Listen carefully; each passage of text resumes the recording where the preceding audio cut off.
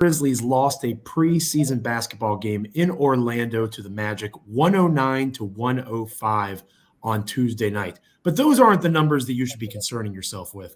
Damichael Cole and I will be talking to you about the numbers that you should be paying attention to coming out of Grizzlies Magic on this episode of Locked On Grizzlies. Join us in locking in, won't you? We would appreciate it. You are Locked On Grizzlies, your daily Memphis Grizzlies podcast. Part of the Locked On Podcast Network, your team every day.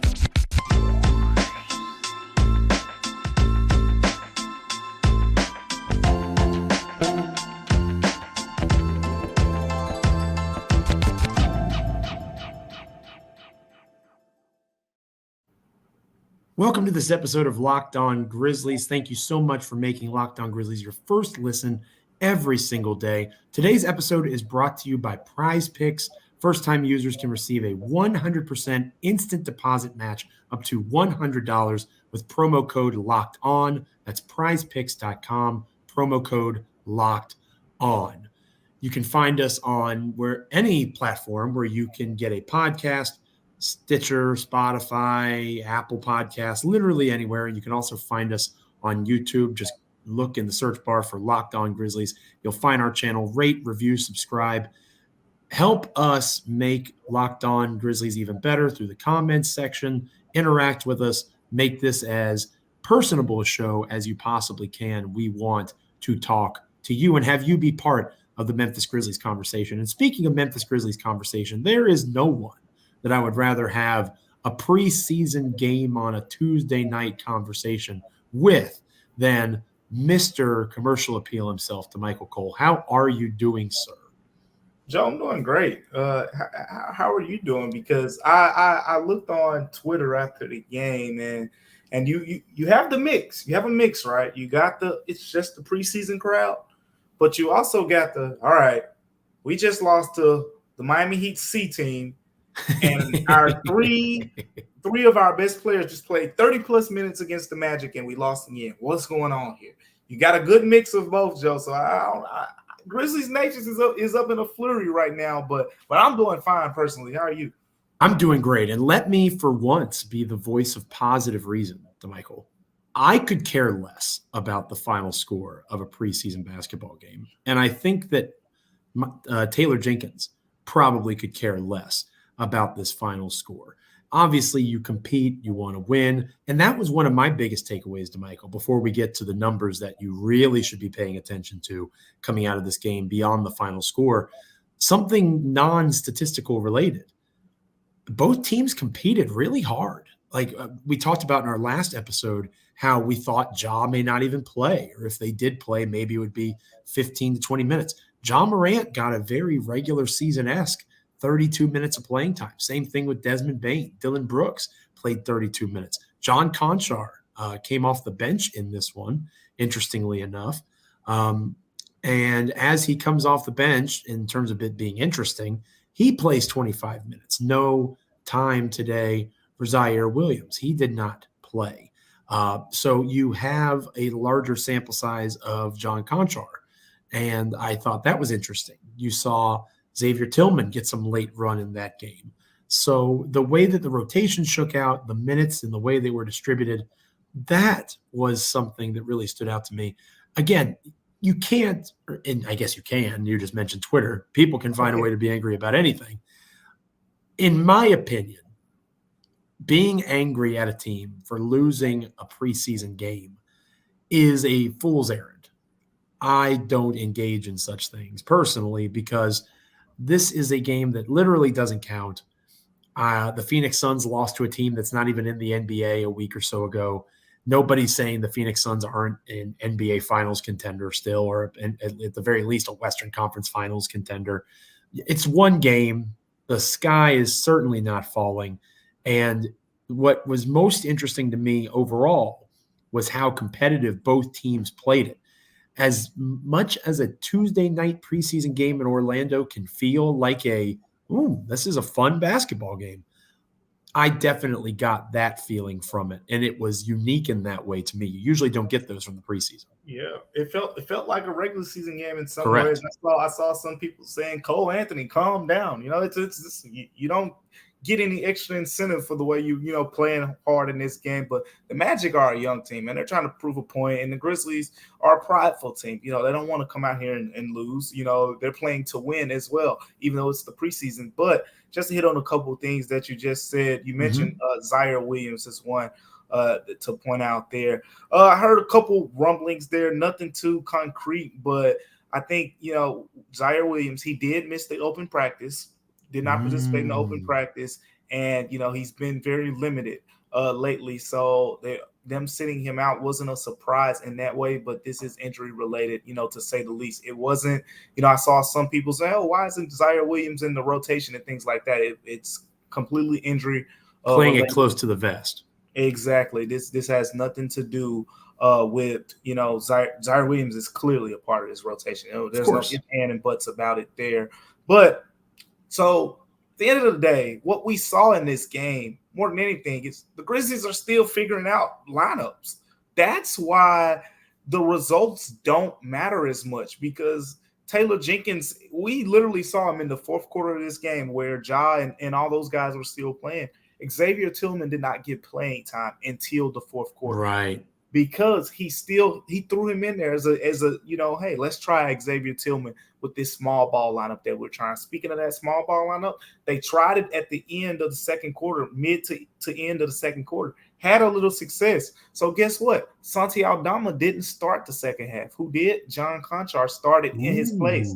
Dylan Brooks. We talked about it on here as well. We talked about John Conchar being that star, but, it's another conversation we could be having. If Ziaire Williams, was healthy enough to play in the game, would he have been that guy? I think so. But anyways, John Conchar starts instead of Santi Aldama. Again, this is Taylor Jenkins fiddling with things. He talked all week long how, these next two games, particularly the last one, but it looks like they're going to use both of these games, or, they definitely use this game. I heard him say it before the Orlando Magic game that this is a dress rehearsal game. So once he said that, kind of got the clue that they were going to play a bunch of these guys and play them bigger minutes. But with that being the case, we're kind of getting a better idea of who the Grizzlies want to have in a rotation. But what we don't know yet is who's going to play with who. For example, we saw it early in the preseason. I believe it was the second preseason game. Desmond Bane stayed in the lineup with the starters. Dylan Brooks played more with the bench unit. In the past couple games, Desmond Bane and Santi Aldama have been getting run with the bench unit with Tyus Jones and John Conchar in that grouping, while we've seen, Dylan Brooks, Ja, Steven Adams stick with the starters. So it's a lot of mingling that Taylor Jenkins is having to figure out. We saw, towards the end of last season, for example, Desmond Bane playing with that second unit, how well that worked out, and, things like that. That's what they're figuring out. And once they figure those things out, that's when you get the best version of the Grizzlies. The Grizzlies aren't some ultra talented team. Let's be honest. You have a lot of talent on this team, but we're talking about, there are clearly teams that I think personally were more talented than the Grizzlies last season, but the Grizzlies have the second best record because they're well coached, they play hard, they're gritty, and the chemistry is unmatched. The chemistry is unmatched. And those things that I just mentioned, especially the chemistry, you have to find and mix and match those units to bring the best out of that. And once you get those, parts, fine-tuned and figure out, oh, Dylan Brooks plays well with this guy. Desmond Bane plays well with this pairing. Tyus Jones works well with this grouping. That's when you get the best version of Joe. And we haven't seen it yet. Taylor Jenkins is going to play around with it until they get it. And you're not going to see it in the opening night game next week. Right. It's not going to happen right away. You don't get younger on a team that was already one of the youngest in the NBA and then miraculously have it all figured out. That's just not going to happen. And that goes back to the point I've made multiple times in conversations with you, by myself on this show.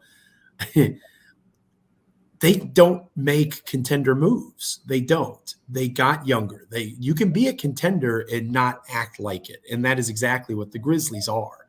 They are a legitimate NBA Finals contender. You can't be the second best team last year, return the 8 most important players from that team, and say that they're not going to be in that mix. But at the same time, you have to be honest, and acknowledge that D'Anthony Melton played the 5th most minutes in the regular season on that team. Kyle Anderson was an impactful player on that team, although we'll talk about the guy that almost certainly is going to replace him for better or worse later on in the show. I might have my 2022-2023 man crush, Damichael. Just prepare yourself now. But anyway, the idea of what this team will be is a very fluid concept, and it's especially fluid until Jaren Jackson Jr. comes back. So however long that injury impacts this roster, that is something to keep an eye on. And Taylor Jenkins is going to continue to try to play around more or less with what this team is going to look like. More or less. That line sounds familiar. Oh, it must be time to talk about my favorite daily fantasy site, Prize Picks.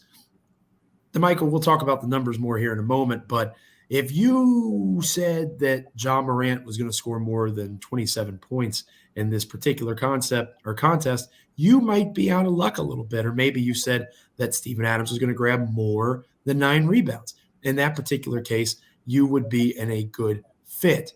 Lots of good entries to make on prizepicks.com and make things connect and intertwine. I love how easy the format is. It's extremely simple to play. You can pick 2 to 5 players, and if they score more or less than their Prize Picks projection, you can win up to 10 times your money on any given entry. No competing against other people. It's just you and the projections that are available. Prize Picks offers projections on any sport that you can watch, literally everything under the sun, from the NBA, which Damichael and I are most interested in, all the way to cricket and everything in between. Prize Picks has more or less choices for you.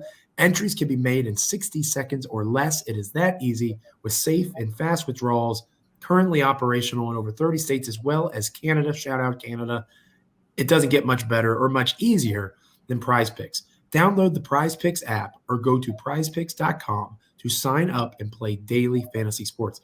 First-time users, you can receive a 100% instant deposit match up to $100 with promo code LOCKEDON.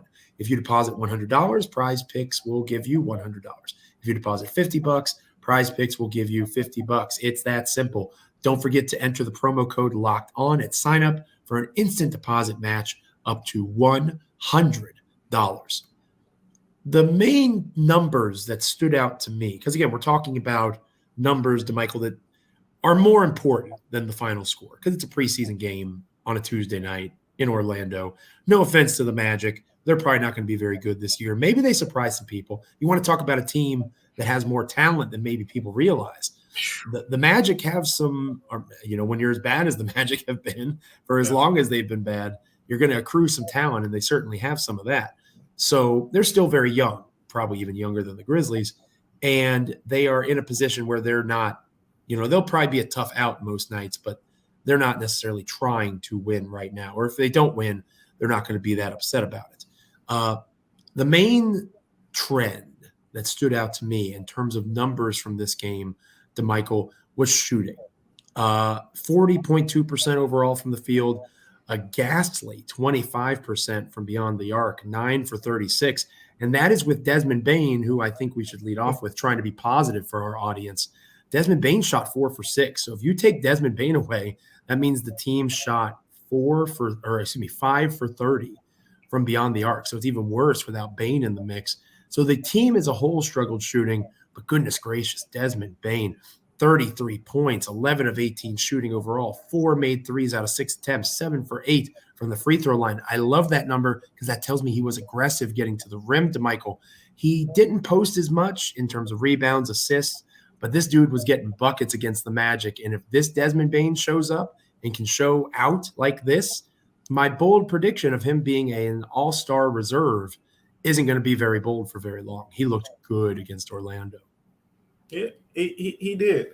He looked good, but I'm not surprised, by that. Desmond Bane, he quite frankly has been one of the better shooters in the NBA, and he's gotten off to a slow start in preseason. But again, I was talking to him the other day, and he was just saying, look, it's conditioning.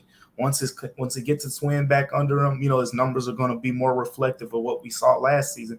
And then you're seeing him attack the basket more. You mentioned the 8 free throw attempts. You're talking about a guy that averaged over 2 free throw attempts last season. So when he was getting to the line, it wasn't cheapies too. It wasn't the ref just blowing the whistles. It's him using that big, that muscular frame that he has and driving the basketball to the basket and forcing referees to make a decision. So him being aggressive is a big change, but the shooting struggles is Joe, I can't stop talking about them because here's the thing. Last season, the Grizzlies were not a good three-point shooting team. This year, talked to Taylor Jenkins the other day, and we talked about it. Taylor Jenkins wants this team to shoot threes and layups. More threes, more layups. You have players like Ziaire Williams, Dillon Brooks, who can get passes with their mid-range shots, and Ja Morant's floater and Tyus Jones's floater and Brandon Clark's floaters. They just kind of get passes, but for the most part, you want this team shooting threes and layups, almost like a Mike D'Antoni offensive scheme in a way.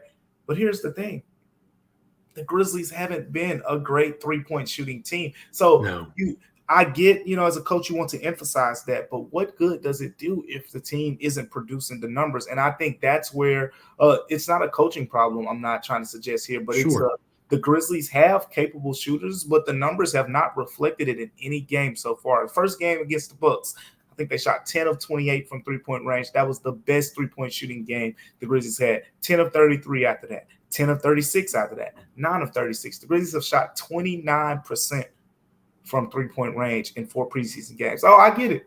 It's just the preseason. It's just preseason. Preseason. But, Joe, here's the thing. Go back to last season. Tell me what you see. You see Desmond Bane making 5 3-pointers, and you see us saying exactly what you said. If you take out Desmond Bane's great shooting night and you look at the rest of the Grizzlies shooting numbers, they aren't pretty. Ja Morant, I do think he's worked a lot on this jumper. We actually talked to him about it a couple days ago. He's talked about all the work he's put in. But Ja Morant airballed a 3-pointer in this game, and he shot pretty bad from 3-point in this game. I think, at the end of the day, he's going to be a better 3-point shooter, but the inconsistencies will be there, from time to time. And the Grizzlies emphasize, Zach Kleiman came out of his mouth. Shooting was a big emphasis this offseason. That's why they draft Jake LaRavia. David Roddy was a good college three-point shooter in this last season. Kennedy Chandler was a good college three-point shooter in this one season. Vince Williams, that's what he was known for. We saw the stroke when he made the three-pointer against the Miami Heat, towards the end of that game. Kenneth Lofton Jr., really good, smooth shooting shot for a big man. They brought in shooting, but a lot of those guys aren't playing much. So it all goes back to the conversation that you were one of the leading voices in having this summer, Joe, about you said it. How the Grizzlies weren't, adding much outside of what they already have. And quite frankly, I'm a big believer in internal growth, but we haven't seen, Xavier Tillman knocking down threes. We haven't seen Brandon Clark, knocking down threes. I've seen it in practice. I've seen X make threes in practice. I've seen Brandon Clark make threes in practice. I've seen Steven Adams make threes in practice. I've seen all those guys shoot 3-pointers in practice. We haven't seen even John Conchar shoot at the volume that he wants to shoot at to this point. Again, still early. It's only the preseason. It's only the preseason. So and it's very painful for me to say that because you're kind of not in a direct way, Damichael, but you're kind of saying I was right. But I can't accept that because it's too early. It's too early. I agree completely. But the signs are there, and we'll see, over the course of the season, how these things trend. But I think right now we are at a point where we're like, okay, the shooting, we need to see a good shooting night on Thursday to believe this team is an improved shooting team. I am very much, and you'll get tired of hearing this, Damichael, as we work together this season and hopefully beyond. I am very much team call me at Christmas. That is my tagline. That's my hashtag call me at Christmas. I don't care what this team looks like until Christmas. And that made me look very smart last season because the team was 9-10. They were struggling. People wanted to fire Taylor Jenkins, trade Jaren Jackson Jr. I laughed at all of them. And I turned out to be right. People like to point out when I'm wrong, but very rarely do they point out when I'm right, Damichael, which is fine. I don't hold grudges or anything or remember all those things that people say about me. I don't at all. The point is this.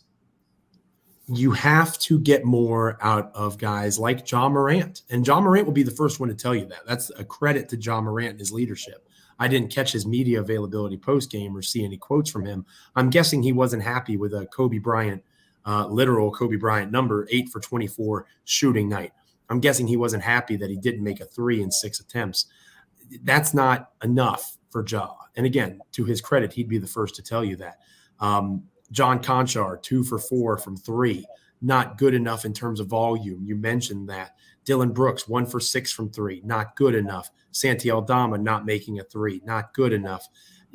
Up and down the roster, even the guy that made the threes, like Conchar, they expect him to take more of those, especially in 25 minutes of play. He should have been around 6 or 7 attempts, maybe taking a couple away from Dylan, depending on how much time they shared the court. I'd have to look at those numbers. So I think that in terms of shooting, Taylor Jenkins talks a lot about how that ebbs and flows, right? They're going to have some good shooting nights, some bad shooting nights. They'll make some tough shots some nights. They'll miss some tough shots other nights.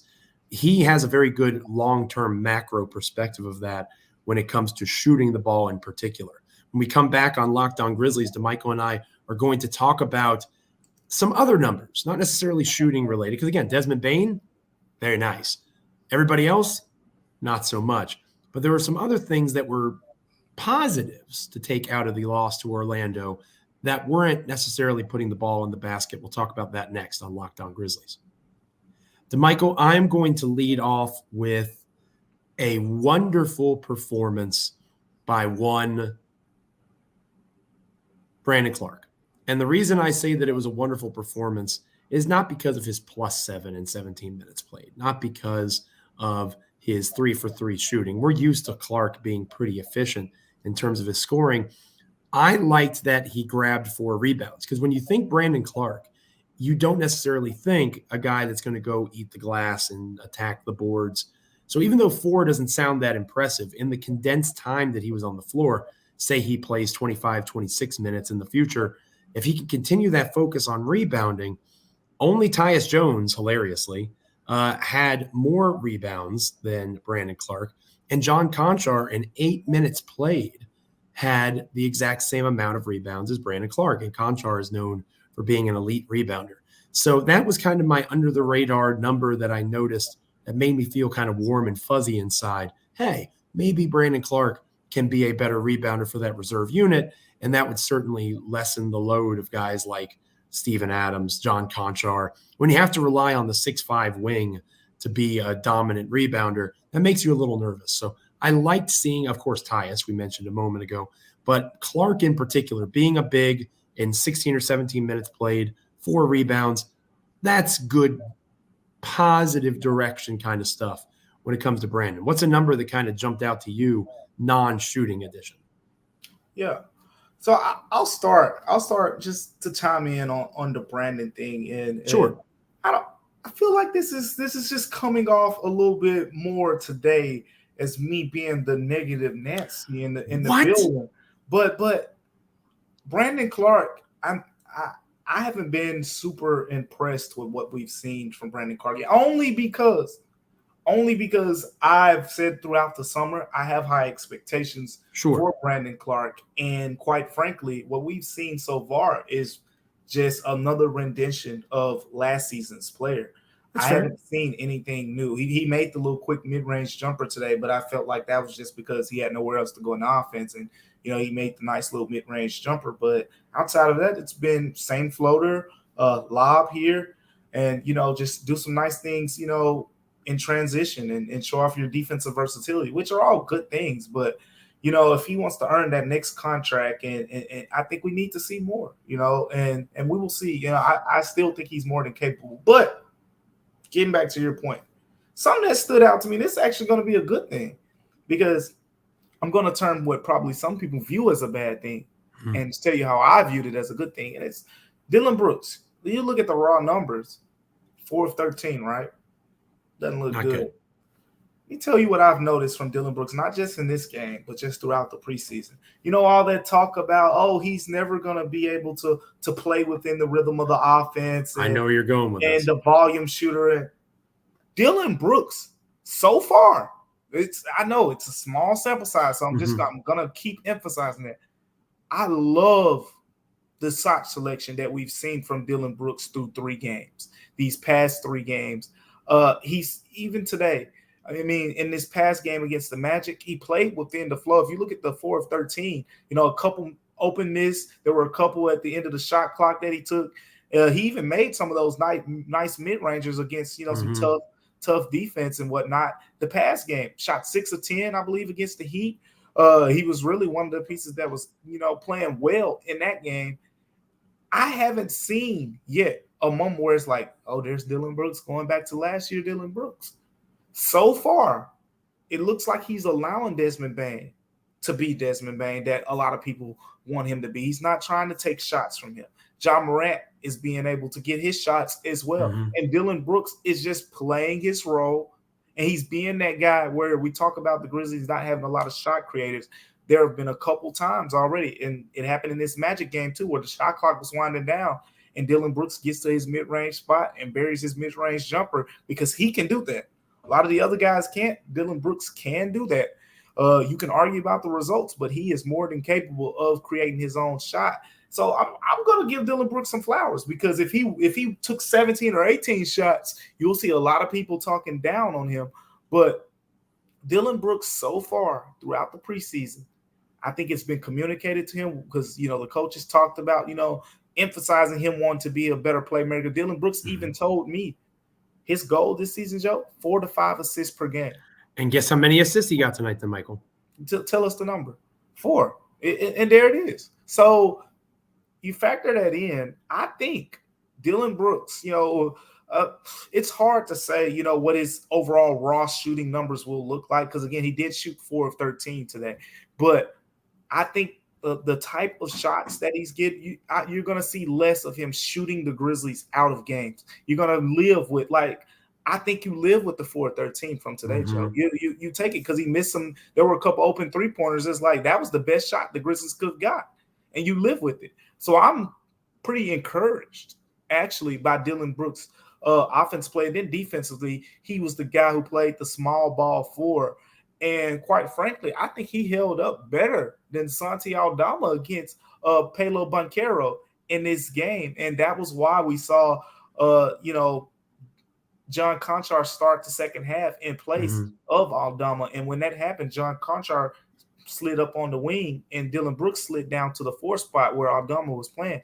And he was physical with Paolo. He was very physical. And then, of course, the Grizzlies, they helped out and whatnot. But I think Paolo had a really good first half. And in the second half, they kind of slowed him down, and he finished with just 17 points after getting off to a great start. So I'm just going to throw out some flowers to Dillon Brooks. Only 2 personal fouls in 32 minutes as well. Dillon has had foul issues. To that. If maybe we're turning over a leaf here, Damichael. I think I'm feeling very positive on this episode of Locked On Grizzlies. I'm feeling good. Joe, I heard him say he is going to use all 6 of his fouls. He didn't in this game. This very important Tuesday night preseason game in Orlando. He didn't. But when I heard him say that, it makes me think he has no shame in some of those fouls. So that physicality that turns into 3-4 fouls per game, I don't think it's going anywhere. But I like the way you're trending in terms of, yes, he did play physical with Paolo, and he wasn't getting called for a lot of fouls. I like the last number that I'll share, Damichael, and then I'll let you have the last word. The Grizzlies started very poorly, right? At the end of the first quarter, it was 31-17 Orlando. The remaining quarters, the second, third, and of course, fourth and final frame, the Grizzlies won all 3 of those quarters. Now, obviously, it didn't add up to enough points in the end for them to overcome their poor start. But I think something the Grizzlies fans can take out of this game is, as bad as it was in the first quarter, and it didn't look great, they gathered themselves and they played much more competitive and competent basketball the way that Taylor Jenkins wants his team to play. Got to get off to faster starts, but it's not like they got blown out of the building. It's not like they, had to make some miracle run at the end to try to have a chance to win. They were in the hunt going all the way back to halftime when they were only down 7. They had cut the lead in half and then they whittled away at it, just not enough. So I liked how they stayed competitive. They could have just said, it's a preseason game. Who gives a crap? They didn't. They focused in, they hunkered down, didn't end the way they wanted it to, but there was still some things to be positive about in terms of how they competed for the full 48. Yeah, and I do agree with that. And that's why at the end of the day, I throw this preseason stuff out the window, because two things, really a couple things that I know about this team from what I've seen is eventually defensively, they're going to be top 10, possibly top 5. You see it in doses right now. And again, Ja Morant, I mean, he's in a stance. It's like, even on some of the bad plays, I find positives. You know, when he got called for that foul against Terrence Ross, when he fouled him on the shot and Terrence Ross knocked it down and Ja comes off of his feet, I'm thinking in my mind, there were times where Ja wouldn't have even made the effort to fight that hard on defense. The fact that he's fighting that hard is encouraging, and I've been looking at him, you know, he's in a real defensive stance. Ja Morant is emphasizing improving on defense. You factor that in. Desmond Bane, nice steal he had in this game. Or no, the block he had from behind, making nice defensive plays. That's another guy you want to see improve on the defensive end. We know what Dylan Brooks is about. And then at the end of the day, you're going to get Jaren Jackson Jr. back. The way Paolo was just dominating them in the first half. Not happening with Jaren out there. It is not happening with Jaren Jackson Jr. on the floor. So you factor all those things in. It's not the end of the world by a long shot. And the Grizzlies don't have a hard schedule to start the season. I think at the end of the day, they're still in a good spot. And this next preseason game, we get to see what can they learn and where will they improve before taking on Knicks on next Wednesday night. Very excited for the preseason game coming up on Thursday. Taylor Jenkins has talked about that being another one of those preseason dress rehearsal type games. So it'll be interesting to see how it plays out. Thanks again for making Locked On Grizzlies your first listen every day. It is much appreciated by Damichael and myself. Now, for your second listen, go check out the Ultimate Pro Basketball Preview 2022. This is a 6-episode extravaganza to get you ready for the NBA season. The local team experts and the NBA insiders of the Locked On Podcast Network and Odyssey all combining into one Ultimate NBA Preview. Search for Ultimate Pro NBA Preview 2022 on your Odyssey app, YouTube, or wherever you get your podcasts. Next time on Locked On Grizzlies, I'll be flying solo for an episode. Going to reflect back on a couple of things that, you know, are outstanding, some unfinished business, some untainted takes from this game against the Magic. And then on Thursday, the Grizzlies have another preseason game. They're closing out shop themselves against the Detroit Pistons. So we'll review and preview with our next episode of Locked On Grizzlies. And then Damichael will close us out solo, finishing out the week to review that last preseason game before the games start to actually count next week. Thank you for so much for listening, watching, however you take in Locked On Grizzlies. It's much appreciated. For the wonderful Damichael Cole, I am Joe Mullinax. Let's stay locked in, Grizzlies fans, and stick with us here all season long on Locked On Grizzlies.